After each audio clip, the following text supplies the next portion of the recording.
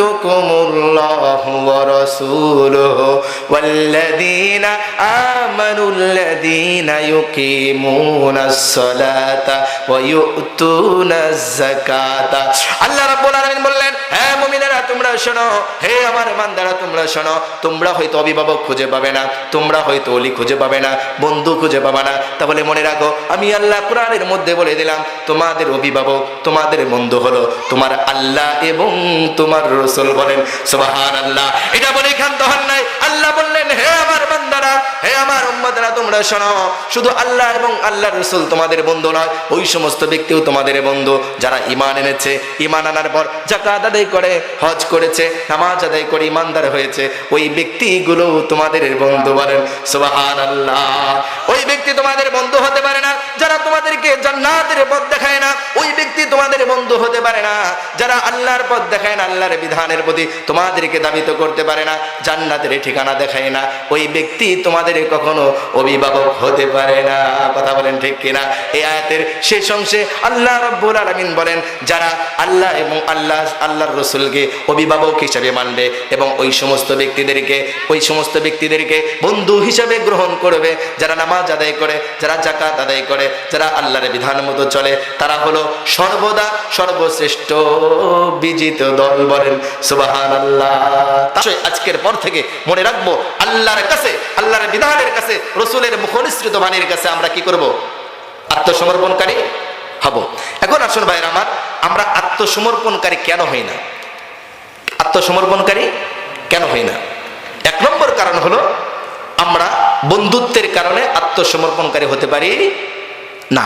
এই জন্য ঈমানের বৈশিষ্ট্য সমূহের মধ্যে আরেকটি অন্যতম বৈশিষ্ট্য হলো আল্লাহর দ্বীনের জন্য, আল্লাহর দ্বীন কায়েমের জন্য, আল্লাহর বিধান মানার জন্য, আল্লাহর মহব্বতের কারণে কিছু মানুষের সাথে বন্ধুত্ব স্থাপন করা আর কিছু মানুষের সাথে শত্রুতা পোষণ করা। আমার ভাইরা,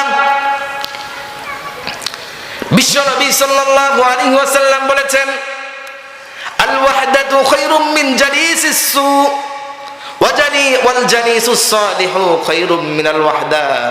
বিশ্বনবী বলেছেন যদি খারাপ বন্ধু থাকে ওই খারাপ বন্ধুর সংস্রব গ্রহণ করা যাবে না, খারাপ বন্ধুর সংস্রব গ্রহণ করা থেকে একাকী থাকা উত্তম। তবে যদি ভালো বন্ধু পাও তাহলে একাকী থাকার চেয়ে সৎসঙ্গীদের সংস্রব গ্রহণ করা হলো উত্তম। বলেন সুবহানাল্লাহ।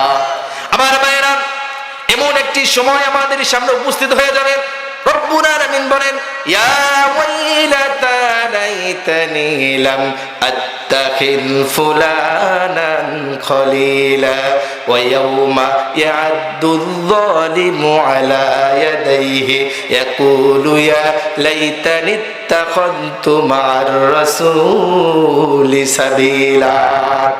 রব্বুল আলামিন বলেন এমন একটি সময় তোমাদের সামনে এসে যাবে, সেদিন যারা খারাপ বন্ধুর সংস্রব গ্রহণ করেছিল, খারাপ কাজের সংস্রব গ্রহণ করেছিল, খারাপ দলের সংস্রব গ্রহণ করেছিল, ওই ব্যক্তিরা বলবে ইয়া ওয়াইলাতা, হে রব্বুল আলামিন আফসোস করছি, হায় আমার আফসোস, ইয়া ওয়াইলাতা লাইতানি, ইয়া ওয়াইলাতা লাইতানি লাম আত্তাখিদ ফুলানান খলিলা, হে রব্বুল আলামিন আফসোস করছি এই জন্য আমি যদি দুনিয়ার মধ্যে আল্লাহ এবং আল্লাহর রাসূল যেই দিক নির্দেশনা দিয়েছে সেগুলো যদি মানতাম, আল্লাহ এবং আল্লাহর রাসূল যাদেরকে ভালোবেসেছে তাদেরকে যদি ভালোবাসতাম, আল্লাহ এবং আল্লাহর রাসূল যেই জিনিসটাকে পছন্দ করেছেন সেই জিনিসটাকে যদি পছন্দ করতাম, আল্লাহ এবং আল্লাহর রাসূল যাদেরকে শত্রু বলে ঘোষণা করেছেন তাদেরকে যদি শত্রু হিসেবে মানতাম, আল্লাহ এবং আল্লাহর রাসূল যাদেরকে ঘৃণা করেছে তাদেরকে যদি ঘৃণা করতাম, তাহলে আজকে যেই পরিণতি, ভয়াবহ পরিণতি আমার সামনে উপস্থিত হয়েছে, এই রকম ভয়াবহ পরিণতি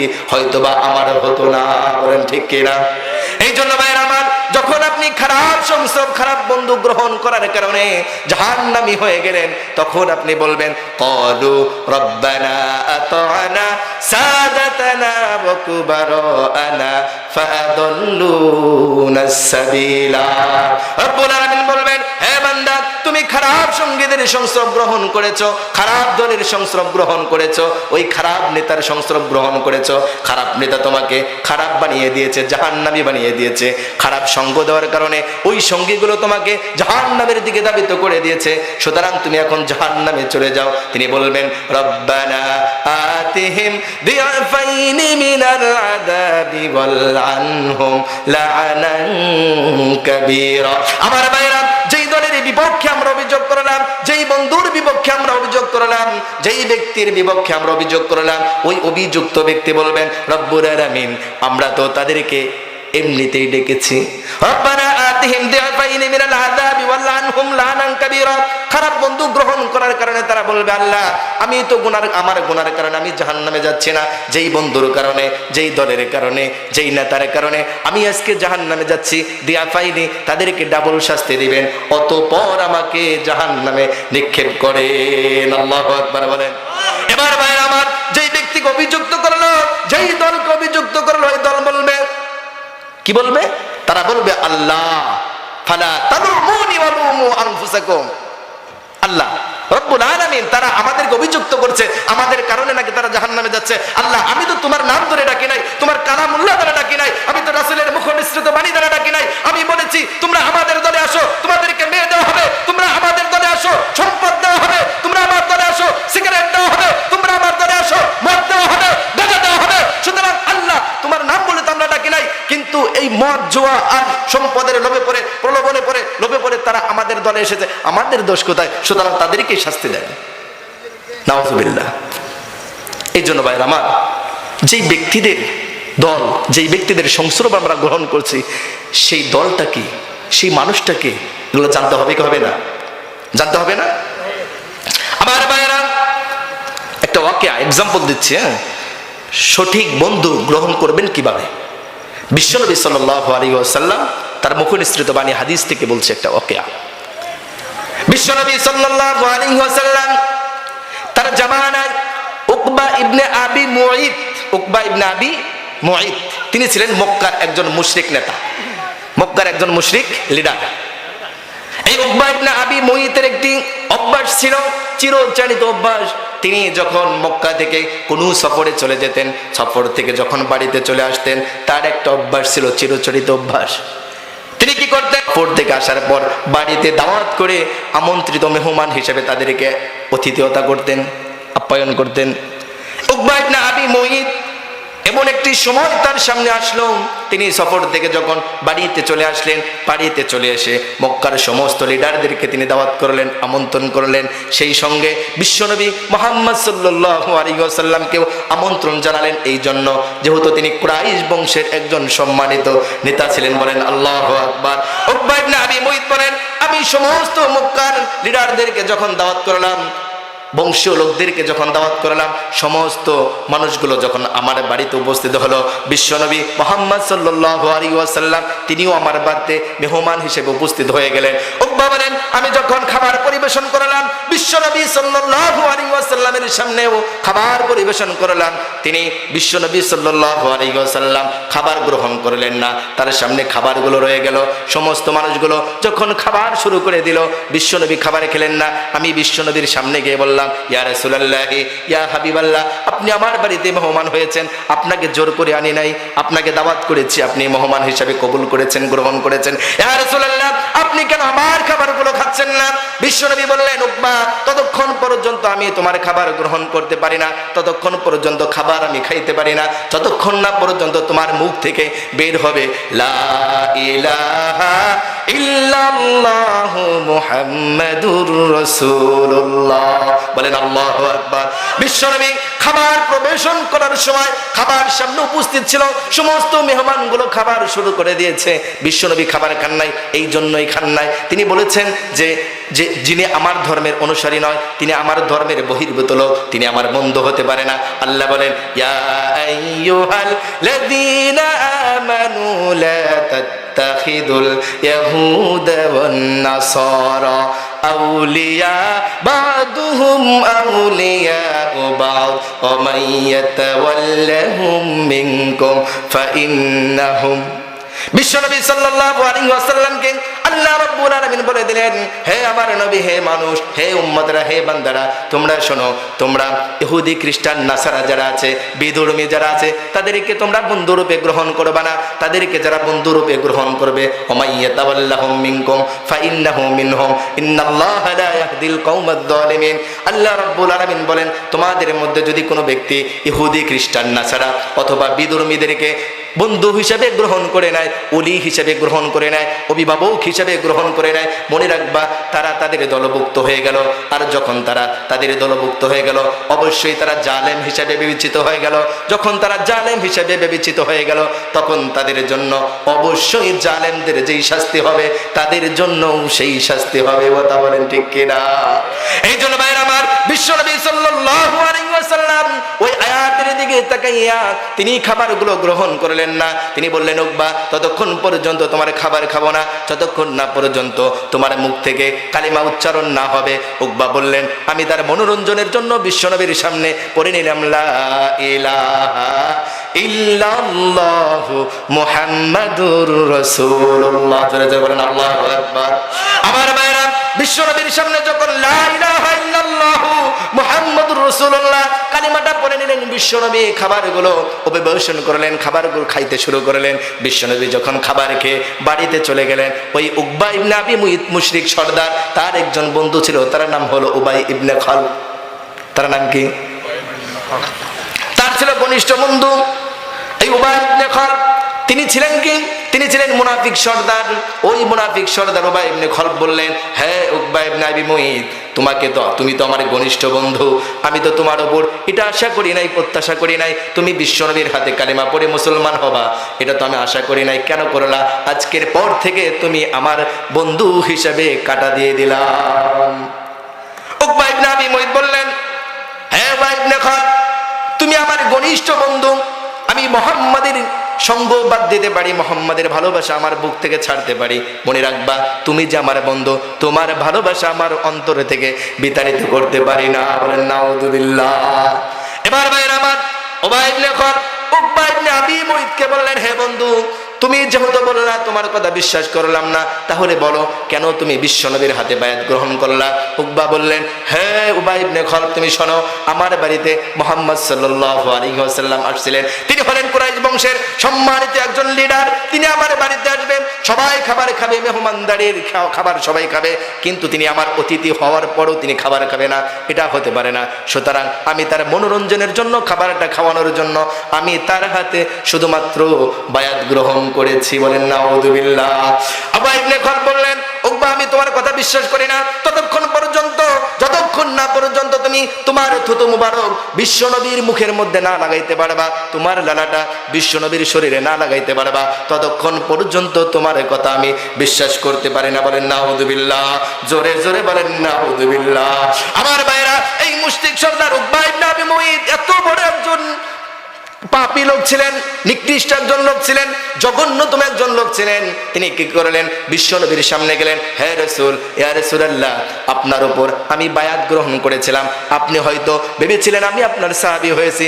না না, আমি আপনার সাহাবী হই নাই। অবশ্যই মনে রাখবেন, আজকে এই মুহূর্তে আপনার মুখের উপর লালা মুবারক দিয়ে আমি প্রমাণ করে দেব উবাই ইবনে খালদ হলো আমার সবথেকে ঘনিষ্ঠতম বন্ধু। বলেন নাউযুবিল্লাহ। এই মুশরিক সর্দার, এই পাপিষ্ঠ জঘন্যতম ব্যক্তি উকবা ইবনে আবি মুইত বিশ্বনবী সাল্লাল্লাহু আলাইহি ওয়াসাল্লামের মুখে লালা মুবারক ফেলে দিলেন। বলেন নাউযুবিল্লাহ। বিশ্বনবী বলেন, লা ইউমিনু আহাদুকুম হাত্তা কুনা আহাব্বা ইলাইহি মিন ওয়ালিদিহি ওয়া ওয়ালাদিহি ওয়ান নাস আজমাইন। বিশ্বনবী বলেন, ততক্ষণ পর্যন্ত কোনো ব্যক্তি প্রকৃত মুমিন হতে পারে না যতক্ষণ না পর্যন্ত আমি নবী, তোমার পিতা, তোমার সন্তান, তোমার স্ত্রী, তোমার সমাজ, তোমার প্রতিবেশী সকলের থেকে মহব্বতের না হব। বলেন সুবহানাল্লাহ। এই জন্য ভাইরা আমার, উকবা ইবনে আবি মুইত যখন এরকম জঘন্যতম কাজ করে দিয়েছে, ঘৃণিত কাজ করে দিয়েছে, আল্লাহ রাব্বুল আলামিন বলেন ওই ব্যক্তিকে দুনিয়া এবং আখিরাত উভয় জাহানে তাকে শাস্তির আওতায় ফেলবো। বলেন সুবহানাল্লাহ। এই জন্য ভাইরা আমার, দেখেন বন্ধুত্ব কি? খারাপ সঙ্গ সংস্রব গ্রহণ করার কারণে, খারাপ সঙ্গ দেওয়ার কারণে উকবা ইবনে আবি মুইত বিশ্বনবীর হাতে কালিমা পড়ার পরও এত বড় একটি জঘন্যতম কাজ করেছে। করেন নাই? করেছে না? এই জন্য ভাইয়ের আমার, খারাপ সংস্রব আমাদের থেকে বহিষ্কৃত করতে হবে। কথা বলেন। এই জন্য আমাদের সন্তানগুলো কোথায় হাঁটছে, কি খাচ্ছে, কি করছে, কোথায় কার সাথে চলাফেরা করছে, এগুলো জানার দরকার আছে কি নাই? আছে না? এগুলো জানতে হবে, এগুলো জানতে হবে আমার ভাইয়েরা। এই জন্য আমি আর আপনি যখন সংস্রব কারো সঙ্গ দেব, তখন আমাদেরকে ভাবতে হবে, আমি যে ইনার সঙ্গ দিচ্ছি, ইনি আমাকে নামাজের দিকে ডাকে কিনা, ইনি আমাকে খারাপের দিকে ডাকে কিনা, এটা জানতে হবে না? কোন বন্ধু যদি এরকম করে, বন্ধু আসো যাই আমরা একটু খারাপ কাজের একটা প্রলোভন দেখায়, তখন বলতে হবে তুই আমার বন্ধু নয়। বন্ধু তো ওই ব্যক্তি হতে পারে যেই ব্যক্তি আমাকে চিরস্থায়ী শান্তির ঠিকানা দেখায়। বন্ধু তো সেই ব্যক্তি হতে পারে যেই ব্যক্তি আমাকে চিরস্থায়ী সুখের ঠিকানা দেখায়, ওই ব্যক্তি বন্ধু হতে পারে। ওই ব্যক্তি আমার বন্ধু হতে পারে না যেই ব্যক্তি চিরস্থায়ী জাহান্নামের দিকে আমাকে ঠেলে দিচ্ছে। ওই ব্যক্তি আমার বন্ধু হতে পারে না যেই ব্যক্তি আমাকে নিন্দিত পথের দিকে ধাবিত করছে। ওই ব্যক্তি আমার কখনো বন্ধু হতে পারে না। এবার ভাইয়েরা আমার, আল্লাহ রাব্বুল আলামিন বললেন, ইয়া আইয়ুহাল্লাযীনা আমানু লা তাত্তাখিযু আবাআকুম ওয়া ইখওয়ানুকুম আউলিয়া। আল্লাহ রাব্বুল আলামিন বললেন, হ্যাঁ মুমিনেরা তোমরা শোনো, অনেক সময় দেখা যাবে তোমার পিতা তোমাদেরকে খারাপ কাজের প্রলোভন দেখাবে, কুফরি কাজের পথ দেখাবে। মনে রাখবা, যতক্ষণ পর্যন্ত তোমার পিতা সৎ পথ দেখাবে, কুফরির কাজ থেকে বিরত রাখবে, ততক্ষণ পর্যন্ত সে তোমার পিতা থাকবে অভিভাবক হিসাবে। কিন্তু যখন তোমার পিতার কাছে কুফরির পথটাই তোমার থেকে বেশি, তার কাছে মহাব্বতের প্রিয় হয়ে যায়, রাসূলের থেকে প্রিয় হয়ে যায়, আল্লাহর বিধানের কাছে কুফরিটা তার কাছে প্রিয় হয়ে যায়, তখন মনে রাখবা সে তোমার পিতা হতে পারে না, সে তোমার অভিভাবক হতে পারে না। তখন তোমার পিতাকে অভিভাবক হিসাবে বঞ্চিত করে দিবা। বলেন সুবহানাল্লাহ। এই জন্য ভাইরা আমার, আল্লাহ রাব্বুল আলামিন বলে দিলেন, ইন্নামা ওয়ালিয়ুকুমুল্লাহু ওয়া রাসূলুহু ওয়াল্লাযীনা আমানুল্লাযীনা ইউকিমুনাস সালাতা ওয়া ইউতুনাজ যাকাতা। আল্লাহ রাব্বুল আলামিন বললেন, হ্যাঁ মুমিনেরা তোমরা শোনো, হে আমার বান্দারা তোমরা শোনো, তোমরা হয়তো অভিভাবক খুঁজে পাবে না, তোমরা হয়তো ওলি খুঁজে পাবে না, বন্ধু খুঁজে পাবে না, তাহলে মনে রাখো আমি আল্লাহ কোরআনের মধ্যে বলে দিলাম, তোমাদের অভিভাবক, তোমাদের বন্ধু হলো তোমার আল্লাহ এবং তোমার রাসূল। বলেন সুবহানাল্লাহ। এটা বলে ক্ষান্ত হন নাই। আল্লাহ বললেন, হে আমার বান্দারা, হে আমার উম্মতরা তোমরা শোনো, শুধু আল্লাহ এবং আল্লাহর রাসূল তোমাদের বন্ধু নয়, ওই সমস্ত ব্যক্তিও তোমাদের বন্ধু যারা ঈমান এনেছে, ঈমান আনার পর যাকাত আদায় করে, হজ করেছে, নামাজ আদায় করে ঈমানদার হয়েছে, ওই ব্যক্তিগুলো তোমাদের বন্ধু। বলেন সুবহানাল্লাহ। ওই ব্যক্তি তোমাদের বন্ধু হতে পারে না যারা তোমাদেরকে জান্নাতের পথ দেখায় না, ওই ব্যক্তি তোমাদের বন্ধু হতে পারে না যারা আল্লাহর পথ দেখায় না, আল্লাহর বিধানের প্রতি তোমাদেরকে দাবিত করতে পারে না, জান্নাতের ঠিকানা দেখায় না, ওই ব্যক্তি তোমাদের কখনো অভিভাবক হতে পারে না। কথা বলেন ঠিক কিনা? এই আয়াতের শেষ অংশে আল্লাহ রাব্বুল আলামিন বলেন, যারা আল্লাহ এবং আল্লাহর রাসূলকে অভিভাবক হিসেবে মানবে এবং ওই সমস্ত ব্যক্তিদেরকে বন্ধু হিসাবে গ্রহণ করবে, যারা নামাজ আদায় করে, যারা যাকাত আদায় করে, যারা আল্লাহর বিধান মতো চলে, তারা হলো সর্বদা সর্বশ্রেষ্ঠ বিজিত দল। বলেন সুবহানাল্লাহ। তারাই হলো জয়ী, তারাই হলো কি? জয়ী। এই জন্য ভাইরা আমার, আমাদের অভিভাবক, আমাদের বন্ধু কারা হবে? কথা বলেন।